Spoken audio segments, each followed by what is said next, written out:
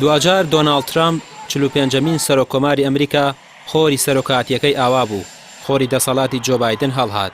شیکەرەوانی سیاسی دەڵێن سیاسەتی ئەمریکا بەرامبەر با وڵاتانی دەرەوە سیاسەتێکی نەگۆڕە و گۆڕانی سەرۆکەکان کاریگەری کەمی دەبێت.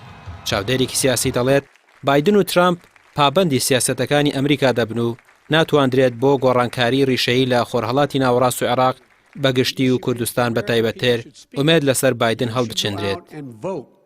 لە کۆی گشتی من پێم وانییە ئەگەر بێنە سەر کێشەی کورد هەڵوێستی جیاوازیان هەبێ هەردوو لایەن هاو هەڵوێستن لەوەی کە کورد دەبێت لەگەڵ عێراقا پێک بێ و کورد هەرێمێکی هەیە لە چوارچێوەی عێراقاوە بێ بە پێی دەسووری عێراقی کار بکەن و هیچ جۆرە فشارێک زیاد لەوەی کە بووە ناخەنە سەر ڕژێمی بەغدا و ناشیخەنە سەر کورد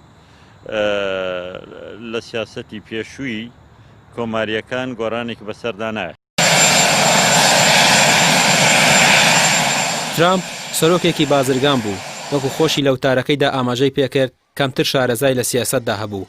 بەڵام جۆ بایدن لە سەرەتای لاویدا تاوەکو ئێستا لە نێو کای سیاسی ئەمریکا ڕۆڵی بەرچاوی هەبووە. سەردانی عێراق و هەرێمی کوردستانیشی کردووە و پەیوەندیەکانی لەسەر ئاسی دەرەوە بەهێز بووە. بەڵام دیار نییە لە دوای وەرگرتنی پۆستی سەرۆکایەتی گۆڕانکاری لە عێراق ڕوودەدات یاخود جیاوازی نابێت لەگەڵ ئیدارەی ترامپ.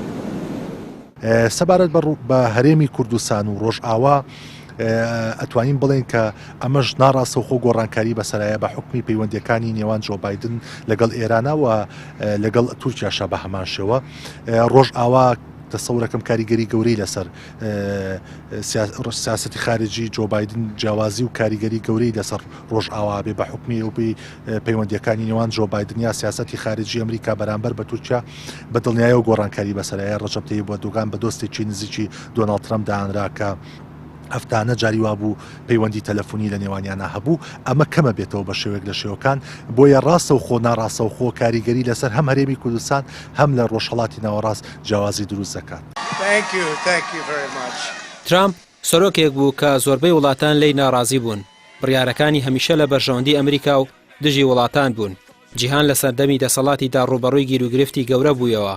هەرچەندە خوێندنەوەیەکی خراپ بۆ سیاسەتەکانی بایدن بەرامبەر وڵاتانی ڕۆژهەڵات و جیهان نییە و زیاتر با کەساتێکی نەرم و سیاسەتمەدارێکی بەهێز دەبیندرێت. لە هەمان کاتیشدا هەمیشە سیاسەتی دیموکراتەکان بەلای وڵاتانی دەرەوە پەسەندتر بووە. بەڵام دوجار لەمڕۆوە ئەمریکا و جیهان پێدەنێتە خۆناغێکی نوێوە. ڕامیار عوسمان، کەناڵی پێام، سلێمانی.